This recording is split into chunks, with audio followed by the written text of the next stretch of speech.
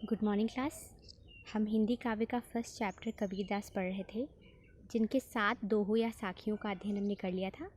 आज उनकी बाकी की साखियों का अध्ययन हम करने वाले हैं। अगला दोहा है, कबीर सूता क्या करे, काहे न देखे जाग, जाके संग तै बिछुड़िया, ताही के संग लाग। इस दोहे में कबीरदास जी अपनी जीवात्मा यानी अपनी आत्मा को परमात्मा अर्थात ईश्वर से मिलने के लिए प्रेरित कर रहे हैं। वो अपनी आत्मा को परमात्मा से मिलने के लिए प्रेरित करते हुए कहते हैं, कबीर अर्थात हे कबीर की अंतरात्मा, सूता अर्थात सोती हुई, क्या करे क्या कर रही हो। हे कबीर की आत्मा, हे मेरी जीवात्मा, तुम सोई हुई क्या कर रही हो, काहे न देखे जाग, तुम जाग कर क्यों नहीं देखती हो। जाके संगते बिछुड़िया, बिछुड़िया यानी जिससे बिछड़ गई है। जिस परमात्मा के संग से तुम बिछड़ गई हो, जिस परमात्मा से तुम अलग हो गई हो, ताही के संग लाग, उसी परमात्मा को मिल जाओ यानी उसी के ज्ञान के प्रकाश में मिल जाओ। कबीरदास जी अपनी आत्मा को संबोधित करते हुए कहते हैं, हे अंतरात्मा, तू सोती हुई क्या कर रही है, जाग कर क्यों नहीं देखती। जिसके संग से तू बिछुड़ गई है, जिस ईश्वर से तू बिछड़ गई है, उसी ईश्वर में जा कर के मिल जा। अर्थात कहने का तात्पर्य है कि जो आत्मा है वो परमात्मा का ही एक अंश है, और जब जीवात्मा सांसारिक मोह माया में पड़ जाती है तो वो परमात्मा से विरत हो जाती है। इसीलिए वो कहते हैं कि सांसारिक माया और मोह को छोड़ करके तुम जा कर के देखो, ज्ञान के प्रकाश को देखो, और जिस ईश्वर से तुम बिछड़ गई हो उसी ईश्वर के साथ में लग जाओ, उसी ईश्वर की आराधना करो। कबीरदास जी कहते हैं, हे जीवात्मा, तुम सोती हुई क्या कर रही हो, तुम जा कर के क्यों नहीं देखती कि जिस ईश्वर से तुम बिछड़ गई हो उसी ईश्वर के संग जा कर के लग जाओ, उसी ईश्वर में अपना ध्यान लगाओ। अगले दोहे में कबीरदास जी कहते हैं, केसो कही कही कूकी, ना सोइए असरार, रात दिवस के कुकड़े, कबहू लगे पुकार। इस दोहे में कबीरदास जी अपनी आत्मा को कठिन साधना और ईश्वर के नाम के स्मरण के द्वारा ईश्वर की प्राप्ति के लिए प्रेरित कर रहे हैं। वो कहते हैं कि हे आत्मा, तुम दिन रात ईश्वर का नाम जपो, जिससे तुम्हें ईश्वर की प्राप्ति हो जाए। कबीरदास जी कहते हैं, केशव कही कही कूकिए, केशव अर्थात ईश्वर, कही कही कूकिए, कूकिए अर्थात बार बार उनके नाम का उच्चारण कीजिए। हे मेरी अंतरात्मा, तुम बार बार ईश्वर का नाम ले करके उन्हीं का नाम उच्चारित करो, उन्हीं के नाम का उच्चारण करो, उन्हीं का नाम पुकारो। ना सोइए असरार, और उनका नाम लेते हुए तुम सो मत, आलस्य से युक्त मत हो। असरार अर्थात आलसी मत बनो। उनका नाम लेते हुए तुम आलस्य से रहित होकर बिना सोए उस नाम को जपती रहो। रात दिवस के कुकड़े, जब तुम रात दिन कूकोगी, जब तुम रात दिन उनके नाम का स्मरण करोगी, उनका नाम रटोगी, कबहू लगे पुकार, तो कभी न कभी उन तक तुम्हारी आवाज़ ज़रूर पहुँचेगी और तुम्हें उनकी प्राप्ति हो जाएगी। कबीरदास जी अपनी अंतरात्मा को संबोधित करते हुए कहते हैं कि हे मेरी अंतरात्मा, तुम ईश्वर का नाम ले करके उनको पुकारो, और नाम लेते हुए तुम आलस्य से युक्त मत हो, तुम बिना सोए उनका नाम पुकारती रहो। जब तुम रात दिन कूक कर पुकार कर ईश्वर को बुलाओगी, तो कभी ना कभी तुम्हारी पुकार उन तक अवश्य पहुँचेगी और तुम्हें परमात्मा की प्राप्ति हो जाएगी। कबीरदास जी कहते हैं कि हे मेरी अंतरात्मा, तुम ईश्वर का नाम ले करके उन्हें बार बार पुकारो, और आलस्य से रहित होकर के बिना सोए ईश्वर का नाम जपा करो। रात दिन जब तुम उनके नाम का उच्चारण करोगे, उनका नाम लेकर उन्हें पुकारोगे, तो कभी ना कभी तुम्हारी पुकार उन तक ज़रूर पहुँचेगी और तुम्हें परमात्मा की प्राप्ति अवश्य हो जाएगी। अगली साखी में कबीरदास जी कहते हैं, लंबा मार्ग दूर घर, विकट पंथ बहुमार, कहो संतो क्यों पाइए, दुर्लभ हरि दीदार। इस साखी में कबीरदास जी ने जो ईश्वर तक पहुँचने का मार्ग है उसको बहुत अधिक कठिन बताया है, और वो मार्ग सांसारिक मोह माया के मार्ग को पार करके ही मिल सकता है। लंबा मार्ग, हे ईश्वर, तुम्हारे तक पहुँचने का, तुम तक जाने का जो मार्ग है वो अत्यधिक लंबा है। दूर घर, और उस ईश्वर का जो निवास स्थान है वो बहुत अधिक दूर है। विकट पंथ, विकट अर्थात भयंकर है, पंथ अर्थात रास्ता, और जो ईश्वर तक पहुँचने का रास्ता है वो बहुत अधिक भयंकर है, कठिन है। बहुमार, और उस रास्ते में बहु अर्थात बहुत से, मार अर्थात लूट मार करने वाले चोर डकैत विद्यमान हैं। ईश्वर अर्थात परमात्मा तक पहुँचने का मार्ग अत्यंत लंबा है और परमात्मा का घर अर्थात निवास भी अत्यंत दूर है, और उन तक पहुँचने का जो रास्ता है वह बहुत अधिक कठिन है।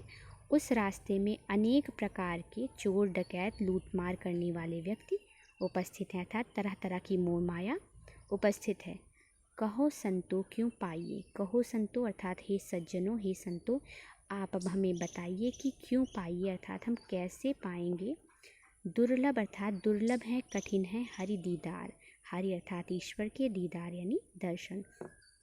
तो संतो आप ही हमें बताइए कि हम किस प्रकार से इन कठिन ईश्वर के दर्शनों को प्राप्त कर लेंगे, अर्थात जो ईश्वर के दर्शन हैं वो अत्यधिक कठिन है और हम उन दर्शनों को भला कैसे प्राप्त करेंगे। कबीरदास जी कहते हैं कि परमात्मा को प्राप्त करने का जो मार्ग है वो बहुत अधिक लंबा है। परमात्मा का जो घर है, निवास स्थल है, वह बहुत अधिक दूर है और उन तक पहुंचने का जो रास्ता है वो बहुत अधिक कठिन है, भयंकर है। उस रास्ते में तरह तरह के लूट मार करने वाले चोर डकैत मौजूद हैं, यानी तरह तरह की माया और मोह उपस्थित है।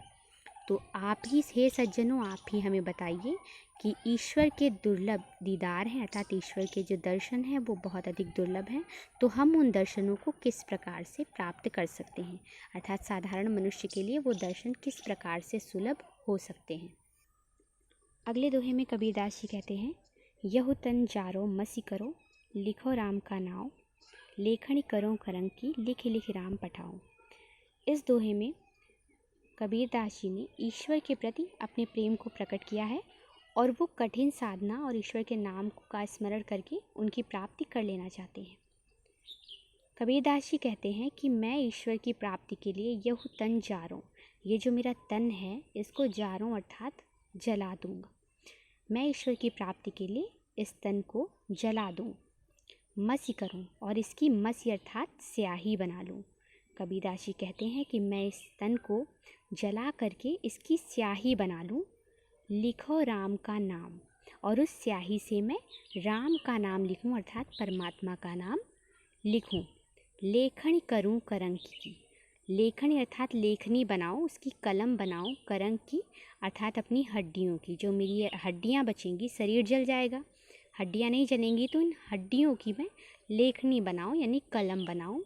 लिख लिख राम पठाऊं, और उस पर राम का नाम लिख लिख करके राम पठाऊं, राम के पास में उसको भेजूं। कबीरदास जी ईश्वर के प्रति अपने प्रेम को प्रकट करते हुए कहते हैं कि मैं ईश्वर को प्राप्त करने के लिए कठिन से कठिन साधनाएं करना चाहता हूँ। मैं चाहता हूँ कि मैं इस तन को जला करके इसकी स्याही बना लूँ और उससे राम का नाम लिखूँ, उससे बार बार उस स्याही से राम का नाम लिखूँ, और इन हड्डियों से, जो हड्डियां शेष बचेंगी, उन हड्डियों से मैं कलम बनाऊं और इसके द्वारा बार बार राम का नाम लिख लिख करके राम के पास भेजूं, ताकि वो मेरी भक्ति से प्रसन्न हो और मुझे परमात्मा की प्राप्ति हो जाए, अर्थात मेरा जो अज्ञान है वो दूर हो जाए। अगले दोहे में कबीरदास जी कहते हैं, कै बिरहन को मीच दे, कै आपा दिखलाए, 8 पहर का दाछड़ा, मुँह पे सहा न जाए। इस दोहे में कबीरदास जी की ईश्वर से मिलने की आकुलता, उत्कटता व्यक्त हुई है। वो शीघ्रातिशीघ्र ईश्वर को प्राप्त कर लेना चाहते हैं। वो कहते हैं कि हे परमात्मा, कै विरहन को मीच दे, यानी मुझ विरहणी आत्मा को, मेरी ये जो विरहणी आत्मा है उसको मीच दे अर्थात मृत्यु दे दे।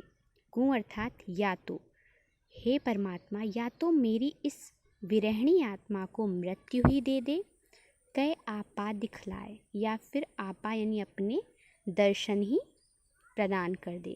हे परमात्मा या तो मेरी इस विरहणी आत्मा को मृत्यु दे दे, या तो अपने दर्शन प्राप्त करा दे, या तो अपने दर्शन मुझे सुलभ करा दे।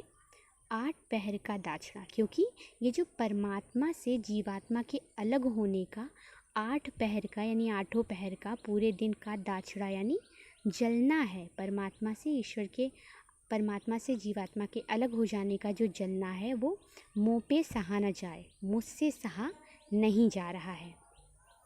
ईश्वर से मिलने के लिए अपनी आकुलता को व्यक्त करते हुए कबीरदास जी कहते हैं कि हे ईश्वर, या तो मेरी इस विरहिणी जीवात्मा को मृत्यु ही दे दे, या तो अपने दर्शन ही करा दे, क्योंकि विरह की अग्नि में ये 8 पहर यानी दिन रात का जो जलना है वो मुँह पे सहा न जाए, यानी मुझसे सहा नहीं जाता है।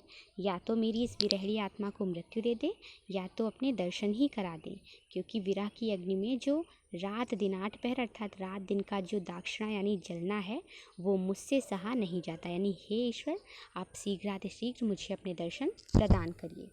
अगले दोहे में कबीरदास जी कहते हैं, कबीर रेख सिंदूर की काजल दिया न जाए, नैन रमैया रमि रहा, दूजा कहाँ समाए। इस दोहे में कबीरदास जी स्पष्ट करते हैं कि जब किसी व्यक्ति को ईश्वर से प्रेम हो जाता है तो उसे किसी अन्य प्रेम की आवश्यकता नहीं होती है। कबीरदास को भी ईश्वर से सच्चा प्रेम है और उन्हें किसी अन्य प्रेम की आवश्यकता अब नहीं है। कबीर रेख सिंदूर की काजल दिया न जाए। कबीरदास जी कहते हैं रेख सिंदूर की अर्थात सिंदूर की रेखा, जो सौभाग्यवती स्त्रियां हैं वो मांग में सिंदूर की रेखा लगाती हैं। काजल दिया न जाए, और उस मांग में वो कभी काजल नहीं लगाती। दिया न जाए अर्थात काजल नहीं देती, काजल नहीं लगाती हैं। कबीरदास जी कहते हैं कि सौभाग्यवती स्त्रियां मांग में सिंदूर तो लगाती हैं, परंतु सिंदूर की जो रेखा है उसमें काजल नहीं लगाती, अर्थात जहाँ सिंदूर लगाया जाता है वहाँ काजल नहीं लगाया जाता है, क्योंकि काजल तो आँखों में ही लगाया जाता है। नैनो रमैया रमि रहा, उसी प्रकार से यदि नैनो रमैया, नैनों में कोई रम जाए अर्थात आँखों में बस जाए, रमि रहा अर्थात जो रमने वाला है, जो प्रियतम परमात्मा है, तो उसके अतिरिक्त दूजा कहाँ समाए। दूजा उस जगह पर कैसे समा सकता है, दूजा वहाँ पर कैसे रह सकता है। कबीरदास जी कहते हैं कि जिस प्रकार से सौभाग्यवती स्त्रियाँ अपनी मांग में सिंदूर लगाती हैं, वो वहाँ पे काजल नहीं लगा सकती हैं, क्योंकि वहाँ पे वो सिंदूर ही लगाती हैं। इसी प्रकार से जिन नेत्रों में ईश्वर बस जाते हैं, उन नेत्रों में दूसरे काजल के समान सांसारिक मोह माया नहीं बस पाती हैं।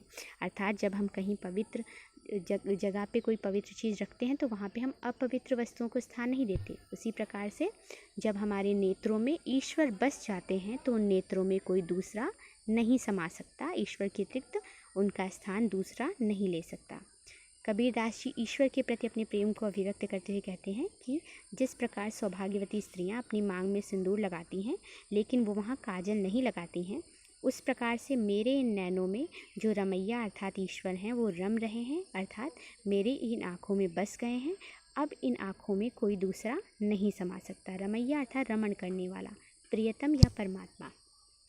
तो मेरे इन नैनों में जो ईश्वर हैं वो बस गए हैं, अब इन नैनों में कोई दूसरा नहीं बस सकता है। सायर नाही सीप बिन स्वाति बूंद भी नाही, कबीर मोती नीपजे शून्य शिशर गरमाही। जो ये दोहा है इसमें कबीरदास जी जो ज्ञान के मोती हैं उसकी उत्पत्ति की स्थिति को वर्णित करते हैं।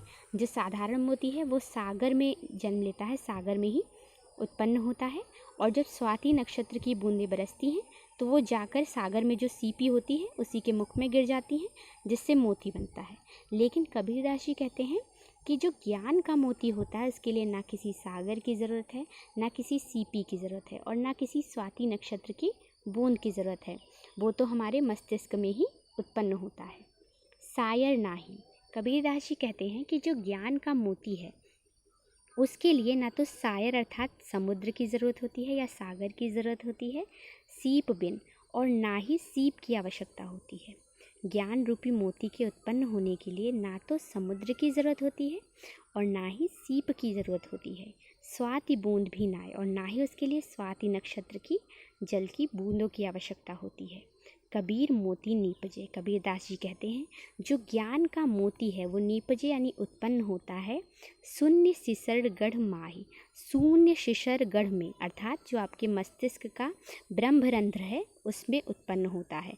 ब्रह्मरंध्र मस्तिष्क के मध्य का भाग होता है, जहाँ पर जब ब्रह्मरंध्र का चक्षु खुल जाता है तो हमारे ज्ञान चक्षु खुले हुए मान लिए जाते हैं। तो यहाँ पे कबीरदास जी कहते हैं कि जो ज्ञान का मोती है वो साधारण मोती जैसा नहीं होता। इस ज्ञान के मोती को उत्पन्न होने के लिए ना तो समुद्र की ज़रूरत होती है, ना तो सागर की, ना तो सीप की आवश्यकता होती है, ना ही स्वाति बूंद की जल की बूंदों की आवश्यकता होती है। कबीरदास जी कहते हैं जो ज्ञान रूपी मोती है वो तो शून्य सिसरगढ़ में अर्थात मनुष्य के मस्तिष्क के ब्रह्मरंध्र में ही उत्पन्न होता है। वो तो मनुष्य के ब्रह्मरंध्र में ही उत्पन्न होता है। कबीरदास जी ज्ञान के मोती की स्थिति बताते हुए कहते हैं कि ज्ञान के मोती के उत्पन्न होने के लिए ना तो सागर की ज़रूरत है, ना सीप की ज़रूरत है और ना ही स्वाति बूंद की, नक्षत्र की बूंदों की आवश्यकता है, क्योंकि जो ज्ञान का मोती है वो तो मनुष्य के शून्य शिशरगढ़ में अर्थात ब्रह्मरंध्र में ही उत्पन्न होता है।